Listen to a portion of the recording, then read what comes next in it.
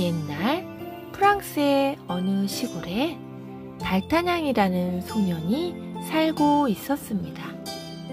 달타냥의 꿈은 훌륭한 총사가 되는 것입니다. 총사란 위험으로부터 국왕을 지켜드리는 사람입니다. 따라서 칼싸움을 아주 잘해야만 합니다. 어느 날 달타냥은 털빛이 누런 말인 로진한테를 타고 프랑스의 수도 파리로 향했습니다. 날이 벌써 저물었네. 오늘 밤은 여기서 묵어야겠군. 달타냥은 어느 여인숙 앞에서 말을 내렸습니다. 바로 그때였습니다. 저 꼴사나운 말 좀 봐봐. 비웃는 소리가 여인숙 안에서 들려왔습니다. 뭐라고? 감히 내 말을 보고 비웃다니. 어디 혼 좀 나봐라.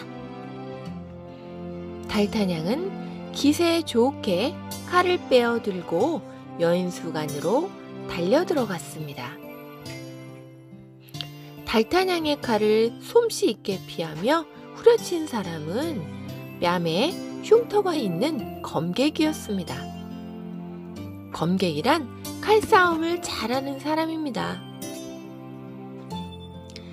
헤, 나를 이길 수 있을 것 같으냐? 이 분내기 시골뜨기야. 검객이 다시 한번 칼을 빼어 들려는 순간 달타냥은 기절을 하고 말았습니다. 뺨에 흉터가 있는 검객의 한 패가 뒤에서 달타냥의 머리를 후려쳤기 때문입니다. 달타냥은 다음 날에서야 깨어났습니다. 아마도 여인숙 주인이 기절한 달타냥을 방으로 옮긴 것 같았습니다. 일어나셨군요. 괜찮으십니까? 주인이 문을 열고 들여다보았습니다. 네, 주인께 패를 끼쳤습니다. 달타냥은 머리가 지끈지끈 아팠지만 공손하게 인사를 했습니다. 그런데 그게 뭐죠? 어제 그 검객들이 손님께서 떨어뜨린 종이를 불사르던데요. 아, 큰일 났다. 그것은 달타냥의 아버지가 총사 대장 트레빌에게 아들을 부하로 써달라는 부탁하는 편지였습니다. 이놈들 다시 만나기만 해봐라. 달타냥은 로진한테와 파리에 다다랐습니다. 하루빨리 총사가 되어야지. 마음이 급한 달타냥은 곧바로 총사 대장 트레빌을 찾아갔습니다. 트레빌의 저택 안뜰에서는 총사들이 칼싸움 연습을 하고 있었습니다. 나는 언제나 총사가 되지? 부럽다. 트레빌을 만난 달타냥은 여인숙에서 겪은 일을 이야기했습니다. 뺨에 흉터가 있었단 말이지. 총사 대장 트레빌은 달타냥에게 주의를 주었습니다. 그 사람은 총리 대신의 부하인데 칼싸움의 명수다. 다음부터는 특히 주의하도록 해라. 무심코 창밖을 내다보던 달타냥은 깜짝 놀라고 말았습니다. 뺨에 흉터가 있는 바로 그 검객이 거기에 있었던 것입니다. 계속 거라! 달타냥은 트레빌에게 인사도 하지 않고 후다닥 뛰쳐나왔습니다. 그런데 그만 계단 밑에서 어떤 사람과 부딪히고 말았습니다.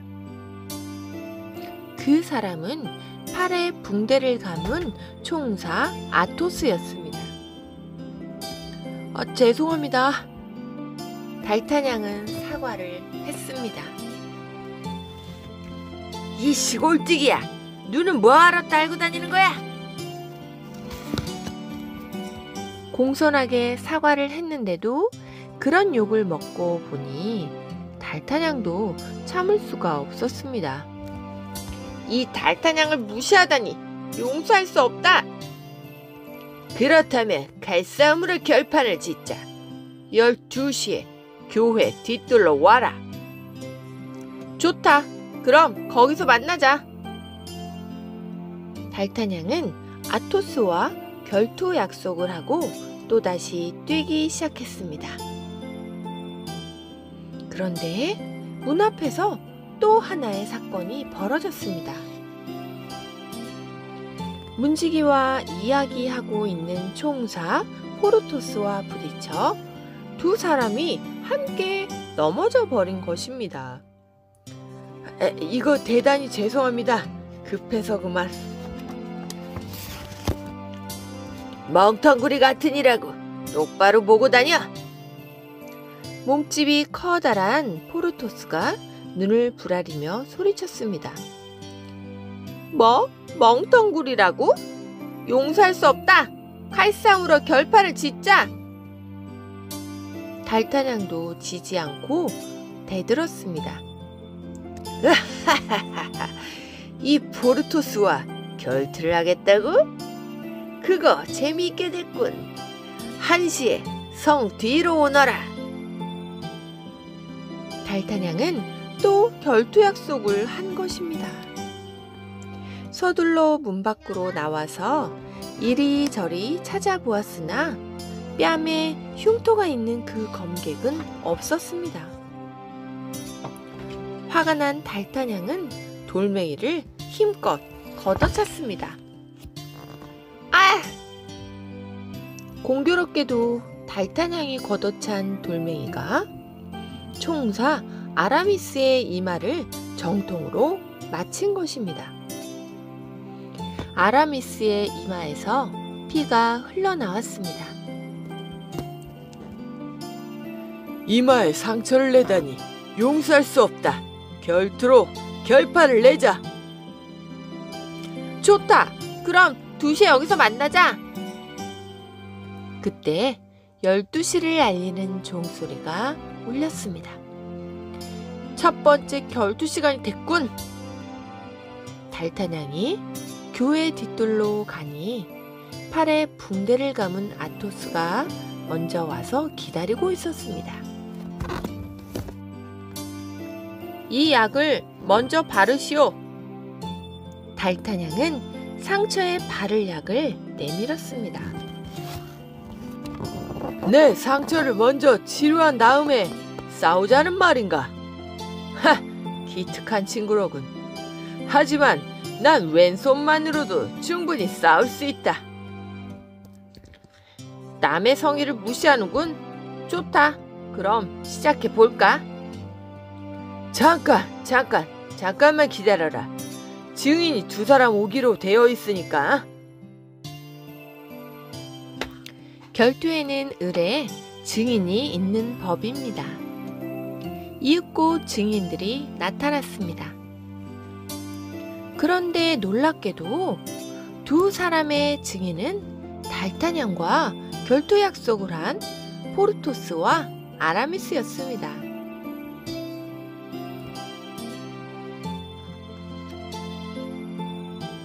만약 내가 아토스에게 진다면 그대들과의 결투는 할 수 없게 된다. 그러니 그럴 경우에는 그대들이 양해해주기 바란다. 이렇게 말하는 달타냥의 태도는 너무나도 의젓하였습니다. 아토스, 포르토스, 아라미스, 삼총사는 마음속으로 크게 감탄하지 않을 수 없었습니다. 챙! 달타냥과 아토스가 칼을 맞대었습니다. 바로 그때였습니다. 멈추어라! 총리 대신의 부하들이 그곳에 나타난 것입니다. 법으로 금지되어 있는 결투를 하다니 모두 체포한다. 총리 대신에 부하 5명에게 에워싸인 달타냥은 날쌔게 그 대장에게 달려들었습니다. 달타냥의 날쌘 공격으로 눈 깜짝할 사이에 대장이 쓰러졌습니다. 아토스, 포르토스, 아라미스, 삼총사도 나머지 부하 4명을 쓰러뜨렸습니다. 저 꼬마 녀석의 칼솜씨가 보통이 아니군. 삼총사는 달타냥의 칼솜씨에 감탄하지 않을 수 없었습니다. 이 사건의 소식을 전해 들은 국왕과 총사 대장 트레빌은 매우 기뻐했습니다. 총리 대신은 내 마음에 들지 않는 자야. 그 부하들도 모두 난폭한 자들 뿐이지. 가장 힘이 센 대장을 그대가 해치웠다지? 국왕은 달타냥에게 많은 상금을 내려주었습니다.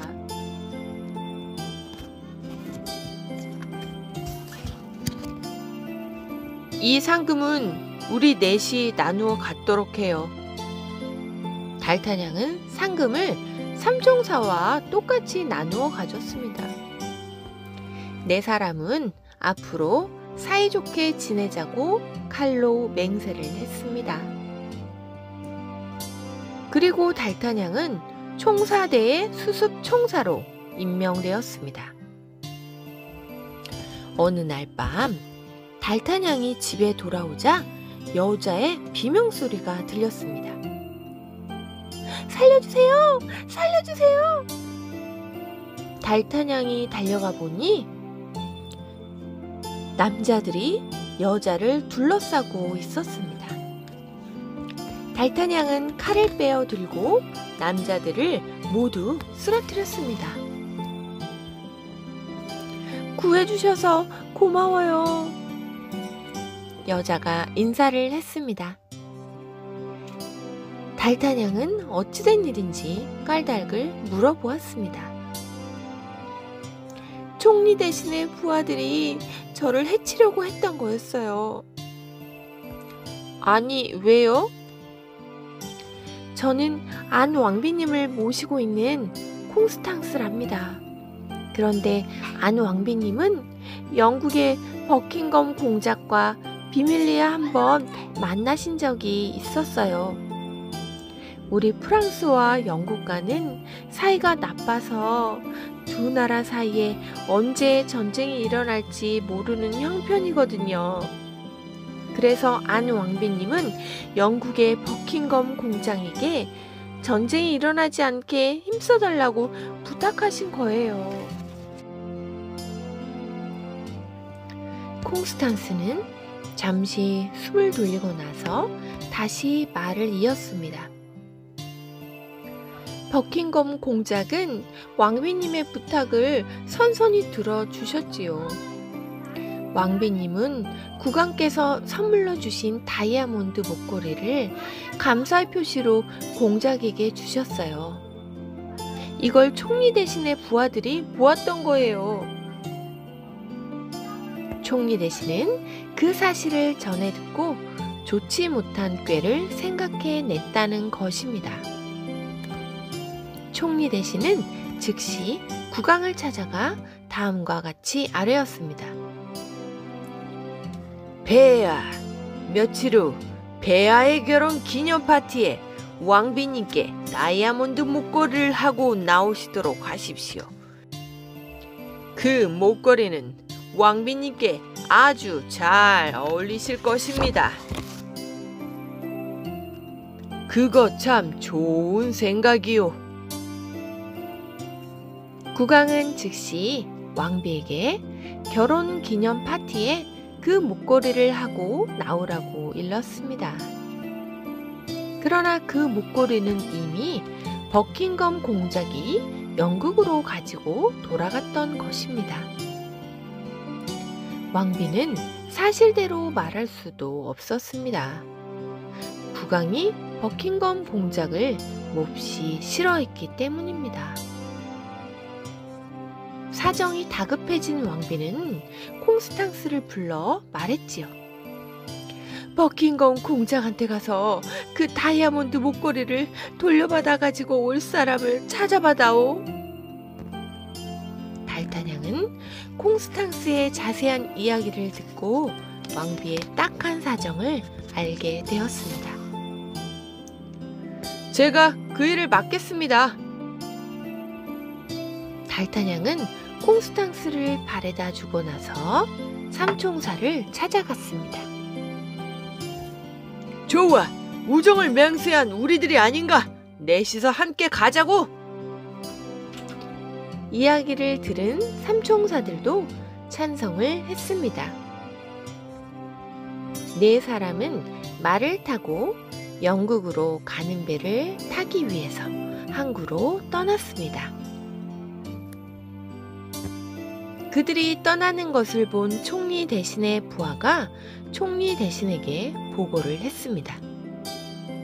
뭐야, 또 그 녀석들이? 이번에야말로 그냥 두면 안 되겠다. 총리 대신은 자기 부하들에게 삼총사와 달타냥을 없애버리라고 명령했습니다. 그것만으로는 마음이 놓이지 않았던 총리 대신은 영국에 있는 여자 스파이에게 또 다른 명령을 내렸습니다.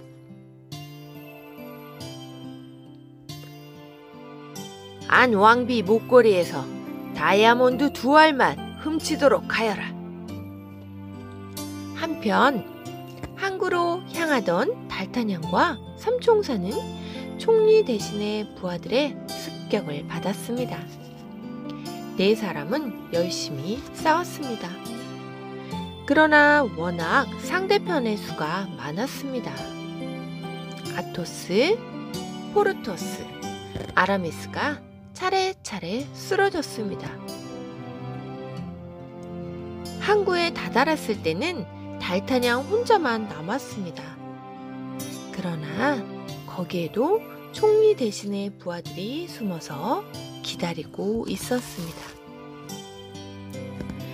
저 녀석들과 싸우다가는 영국으로 가는 배를 놓치고 말겠어.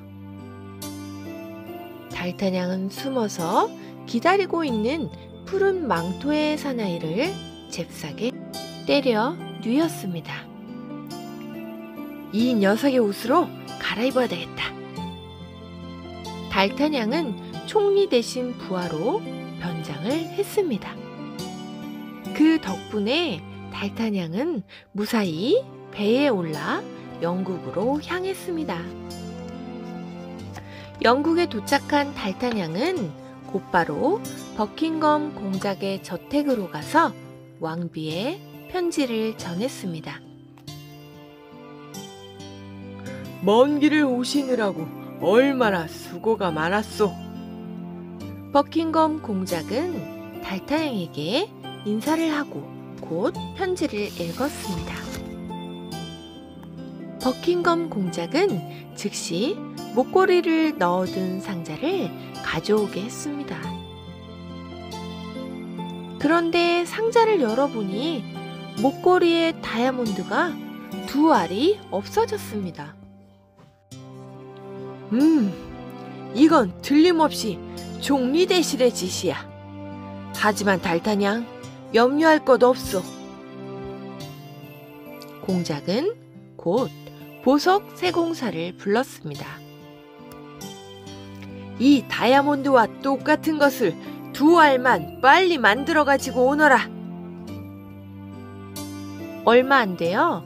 목걸이에 달린 것과 똑같은 다이아몬드 2알을 만들어 왔습니다. 자, 이것을 가지고 빨리 왕비님께 돌아가도록 하십시오. 달타냥은 공작이 마련해준 배를 타고 무사히 프랑스로 돌아왔습니다. 이제 됐어요. 정말 고마워요. 달타냥으로부터 받은 목걸이를 건네받은 콩스탕스는 눈물을 흘리며 기뻐했습니다. 마침내 국왕과 왕비의 결혼 기념일이 되었습니다. 안 왕비는 그 다이아몬드 목걸이를 하고 파티에 참석했습니다. 음흉한 총리 대신은 희죽희죽 웃으면서 국왕의 귀에 대고 무언가 속삭였습니다. 폐하, 왕비님의 목걸이에는 다이아몬드가 2알 모자랍니다. 국왕은 그 까닭을 물었지요. 왕비님께서는 그 목걸이를 버킹엄 공장에게 선물하셨답니다. 총리 대신은 그동안의 사정을 국왕에게 다 일러 바쳤습니다. 그리고 스파이로 하여금 훔치게 한 다이아몬드 2알을 내보였습니다. 이게 바로 그 증거입니다. 괘씸만지고 내가 직접 조사해보리라. 국왕은 왕비와 춤을 추면서 목걸이에 다이아몬드를 하나하나 세어 보았습니다. 그런데 왕비의 목걸이에는 다이아몬드가 틀림없이 12알 박혀 있었습니다. 무엄한 자로구나. 감히 국왕이 나를 놀리다니. 국왕은 총리 대신이 자기에게 거짓말을 한 것이라고 생각하여서 크게 노했습니다. 이렇게 기쁜 날, 무엄하게도 거짓말을 한 총리 대신은 그 이유를 밝혀라. 총리 대신이 할 말이 있을 리 없었습니다. 왕비와 나 사이를 갈라놓으려고 한 게 분명하구나. 괘씸한 놈 같으니라고. 당장 내 앞에서 사라져버려라. 총리 대신은 망신만 당하고 물러갔습니다. 일이 이렇게 되자 왕비는 기뻐하며 달타냥에게 많은 상금을 내렸습니다.